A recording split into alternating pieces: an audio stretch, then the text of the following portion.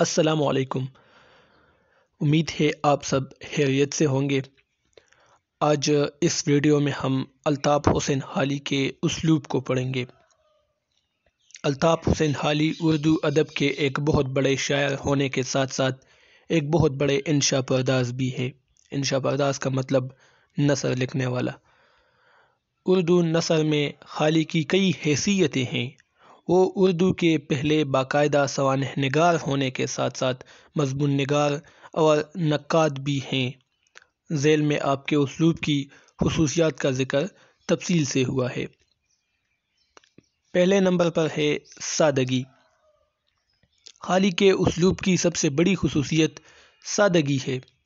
آپ کی نثر کو بعض لوگ سپاٹ کہتے ہیں جبکہ بعض اسے روکی پیکی نثر کہتے ہیں۔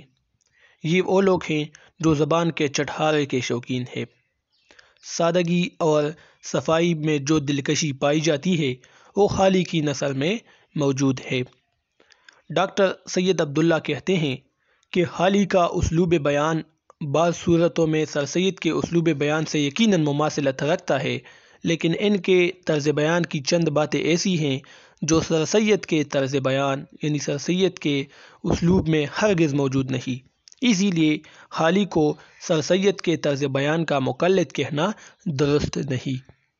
حالی کا اسلوب اگرچہ سیدھا سادہ ہے لیکن پھر بھی اس میں ادبی چاشنی موجود ہے۔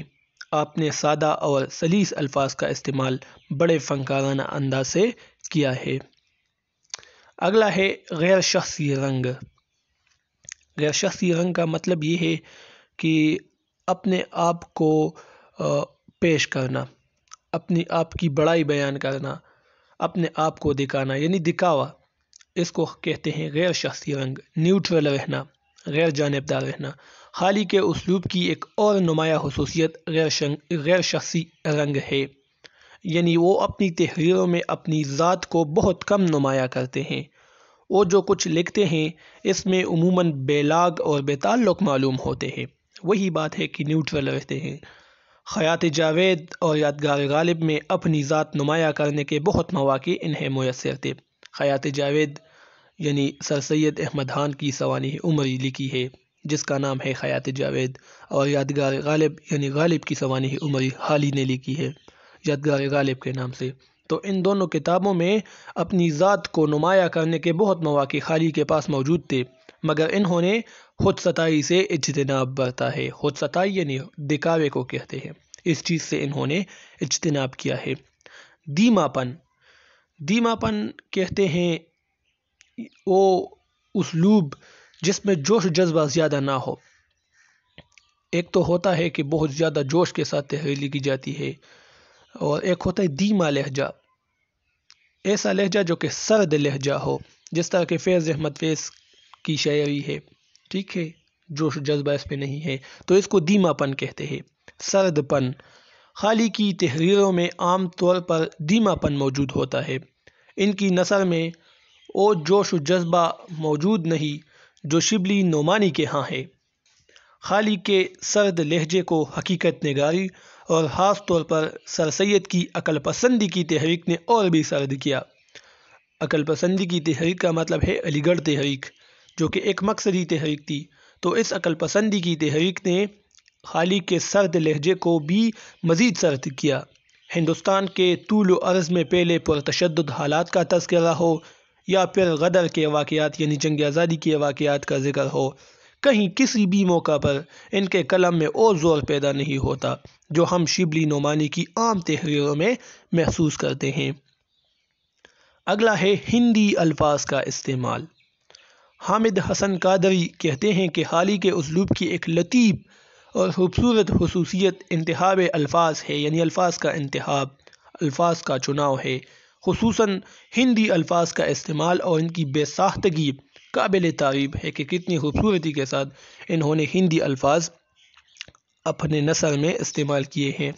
مثلاً یادگار غالب یعنی غالب کی سوانح عمری میں ایک مقام پر لکھتے ہیں کہ جس زمانے میں پہلی بار راکم کا دلی جانا ہوا اس باغ میں پتجھڑ شروع ہو گئی تھی، کچھ لوگ دہلی سے باہر چلے گئے تھے اور کچھ دنیا سے رخصت ہو چکے تھے۔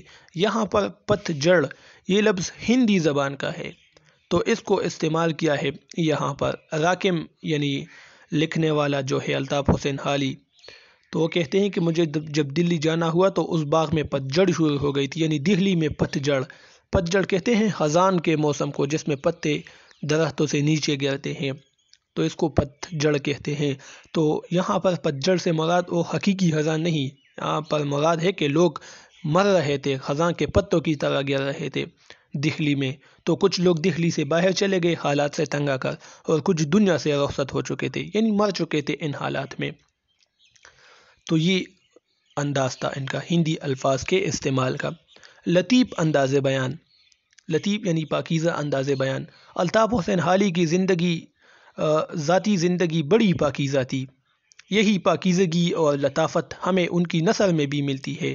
حالی کا اسلوب انہی کی شخصیت کا آئینہ دار ہے، یعنی جس طرح حالی کی شخصیت تھی پاکیزہ شخصیت تھی، ایک عالم کی طرح زندگی تھی، تو اسی طرح اس کا اسلوب بھی ہے، تو اسی وجہ سے ہم کہتے ہیں کہ حالی کا اسلوب انہی کی شخصیت کا آئینہ دار ہے۔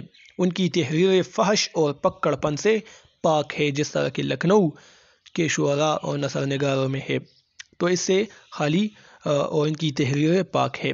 مقصدیت، الطاف حسین حالی سر سید کی تحریک کے زیر اثر تھے، علی گڑھ تحریک کے زیر اثر تھے، اور سر سید کی تحریک کی بنیاد چونکہ مقصدیت پر تھی، ان کے خاص مقاصد تھے، لہٰذا اس مقصد کے حصول کے لیے آپ نے سوانح عمر کا میدان اپنایا۔ سوانح عمر کہتے ہیں دوسروں کی زندگی کو قلم بند کرنا، مختصراً ہم یوں کہیں گے۔ آپ نے نہ صرف خیات جاوید لکھ کر سر سید کی عظمت کو امر کیا، بلکہ یادگار غالب لکھ کر غالب کی شخصیت کو بعد میں آنے والوں کے لیے ایک کلی کتاب کی مانند کر دیا۔ یعنی یہ دو سوانح عمر علی کی اور خیات جاوید اور یادگار غالب، تو اسی بنا پر غالب اور سر سید احمد خان کو ہمیشہ کے لیے زندہ رکھا۔ مجموعی جائزہ، اس پوری بحث کے بعد یوں کہا جا سکتا ہے کہ الطاف حسین حالی اپنے زمانے کے سب سے بڑے انشا پرداز تھے۔ آپ اردو نثر نگاروں کے قافلے میں ایک سپہ سالار کی حیثیت رکھتے ہیں۔ آپ نے سوانح عمریوں کی بدولت سر سید، شیخ سعدی اور مرزا اسد اللہ خان غالب کو ہمیشہ کے لیے زندہ و جاوید بنایا اور لوگوں کے دلوں میں ان کی عظمت بڑھا دی ہے۔ تو یہ آج کی ویڈیو تھی، امید ہے آپ لوگوں کو پسند آ چکی ہوگی۔ مجھے اجازت دیجیے، اللہ حافظ۔